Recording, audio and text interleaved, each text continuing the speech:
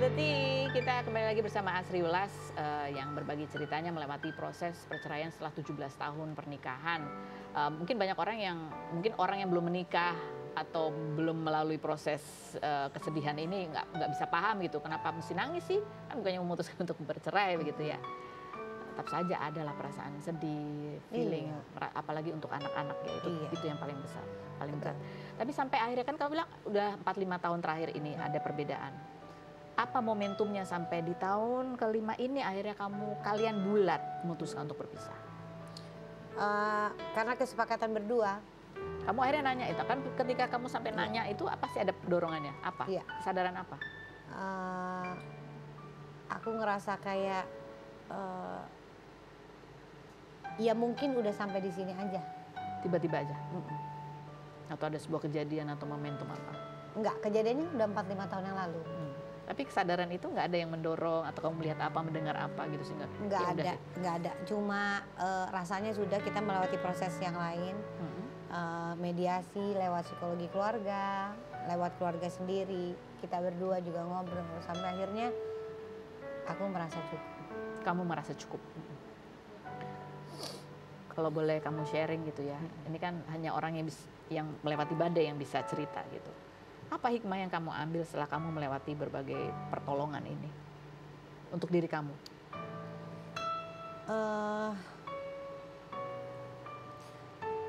Rasanya bercerai itu nggak ada yang bagus ya. Sekarang aku ngerasa sendiri. Kamu ngerasa sendiri? Iya. Maksudnya melakukan keputusan tadinya mengajak berdua gimana ya kalau ini, gimana ini untuk anak-anak juga gitu. Sekarang aku merasa memutuskan apa-apa sendiri untuk hidupku, tapi untuk anak-anak tentunya nggak ada perubahan. Tetap aku komunikasi betul. Tapi kamu rasa sendiri? Sekarang iya, aku ngerasa sendiri. Ada Jadi aku harus fight untuk apapun, untuk diriku, untuk anak-anakku. Apa kekhawatiranmu? Sebenarnya udah mungkin 4-5 tahun yang lalu aku ngerasa sendiri.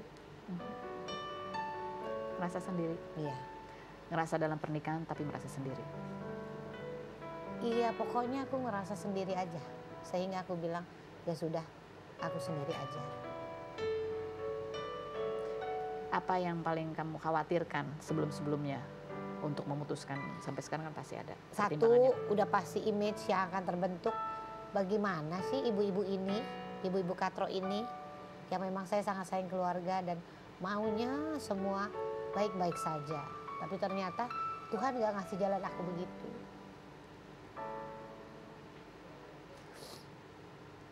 Aku gak bisa milih. Aku ditimpa. Aku kaget 4-5 tahun yang lalu. Aduh, berat banget ini ya. Apa yang harus saya lakukan ya? Apakah saya harus bertahan? Apakah saya harus nggak bertahan? Saya belajar 4-5 tahun ini. Apakah saya harus sendiri? 4-5 tahun ini saya mencoba sendiri. Sampai akhirnya saya memutuskan, oke Asri, kamu sendiri. Dan kamu bisa. Udah 4-5 tahun saya melakukan sendiri, saya bisa. Jadi, tapi balik lagi ya, nggak ada yang baik dari perceraian, perpisahan nggak ada yang baik. Tapi saya tidak bisa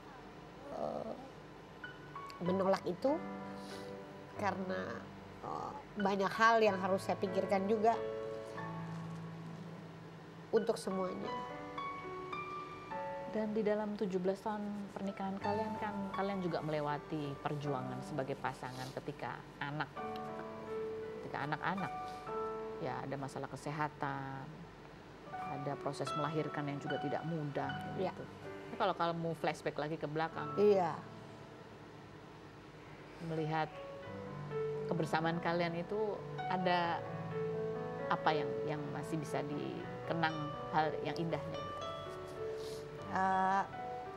Untungnya untuk keluarga, saya udah ngobrol juga sama Mas Galih, kalau nggak ada bekas keluarga, jadi anak-anak tetap anak-anak kita kan, yang produksi kan kita berdua. Jadi proses untuk dia bagaimana nantinya. Aku sama dia nggak ada apapun, nggak ada membataskan apapun. Sampai sekarang ke rumah, walaupun kita sudah pisah rumah, tapi nganterin, jemput ini, kalau lagi dia bisa boleh banget. Jadi nggak ada bekas keluarga. Nggak ada bekas. Kita tetap ayah dan ibu, kita tetap mami papinya anak-anak. Oke. Tapi kita bukan suami istri. Kita akan berbincang lagi setelah yang berikut ini, tetap di Rumpi Musik.